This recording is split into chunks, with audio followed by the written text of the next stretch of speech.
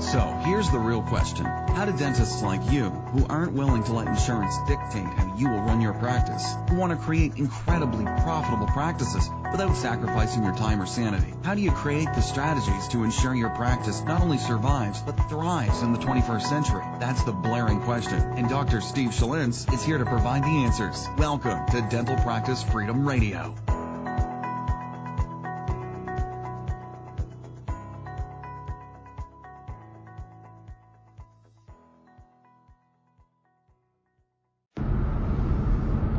Hey, what's up everybody? This is Dr. Steve Schlintz. I want to welcome you back to another episode of Dental Practice Freedom Radio. And today what I want to do is talk a little bit about sales being an internal game.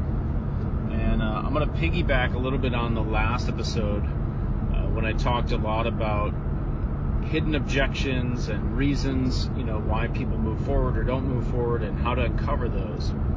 But I wanted to go back to some basics on case acceptance and sales. And I know a lot of dentists struggle with this. And it's an internal belief that they have, which is, I'm not good at sales. I don't like sales. I don't like talking to people about moving forward. And I even hear it on the flip side, dentists that have quote unquote made it, right? They're the ones that are kind of the masters. They have large case acceptance and large cases that they're doing all the time. And if you listen to them or you talk to them,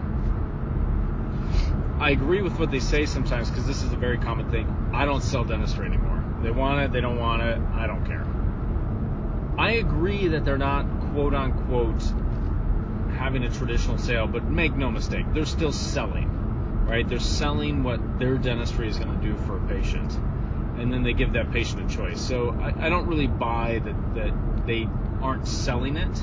What they mean is they're not pressuring people and using quote-unquote sales tactics that don't work, right? So when I started to look at case acceptance, what I found in dentistry especially, there's a big gap in the education. And what I mean by that is there's a lot of emphasis on words to say, how to say it to move patients forward, right? And there is some validity in that. I'm not saying that there's not valid things to say to patients or ways to phrase stuff, almost using like neuro-linguistic programming to say the right emotional words, and I even teach some of that, using the right emotional words to elicit an action. But sales, by and large, starts internally. It starts with you.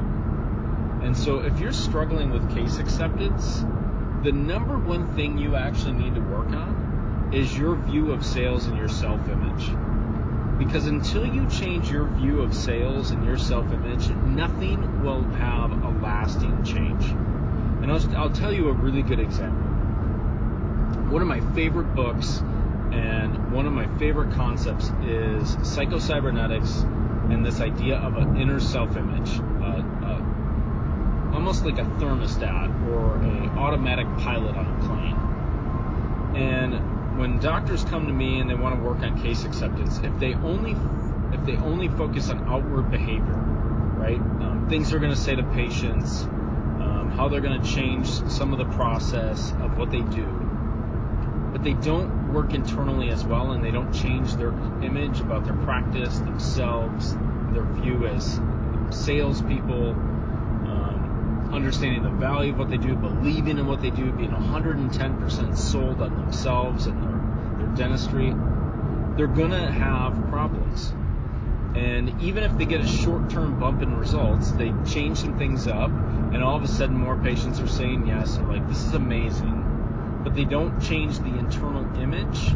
What will inevitably happen is the results will go back to the way they were, and they probably will get a little bit worse to compensate for this automatic mechanism that we all have, this internal governor. So you'll be successful, and then all of a sudden the next month you won't be successful. And you go, why does that happen?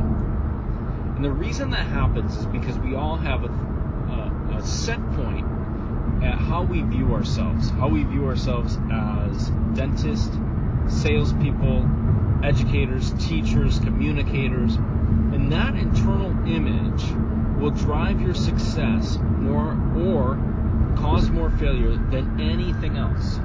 Because Maxwell Maltz in Psycho-Cybernetics talks about this, and he said you can't outperform your self-image. So if you're a dentist and you're trying to focus everything on either behavior mechanisms or something external to yourself, be aware that you will not get lasting change by doing that. Lasting change starts from internal work. It starts from understanding how your mind works. It starts with understanding how your self-image works. How you view yourself has more to do with your success than anything else. And when I talk to dentists, this is where, when I'm really helping dentists at the highest level, this is one of the first things that I work with them on is, listen, your image is either going to make you successful or not successful. And it's actually one of the easiest things you can work on a daily basis, because you don't need to influence other people to do things. You don't need to work on teammates. You don't have to work on your team or your staff or your patients or your insurance companies. You get to control this because you get to work on you and understand your belief systems and your paradigms. And a paradigm is a multitude of habits, and it's stored in your subconscious mind. And so this multitude of habits you're going on a daily basis, you're actually either reaffirming this belief that you have about yourself, or you're starting to work on habits to change that belief. And so if you're trying to increase your case acceptance, what I would encourage you is to start to analyze your view of sales. And so I was doing a training the other day, and I played what I called the sales game. I had them all close their eyes and repeat after me 3 times. I said sales, sales, sales. And then what I do is, after that, I want them to think about the picture that popped on the screen of their mind when they said sales 3 times. And if that picture is negative, right, sleazy sales guy, pushing someone, and it's not falling in love with what you do, helping people, a moral obligation to talk about what you do, if it's the first 3 images and not the last 3 images, I guarantee you that somewhere down the road you got a very contorted view of what sales is, and that image is actually leading you to a decrease in case acceptance. And until you change that image, no matter what behavior you work on, you are not going to get a lasting change in results. You just won't.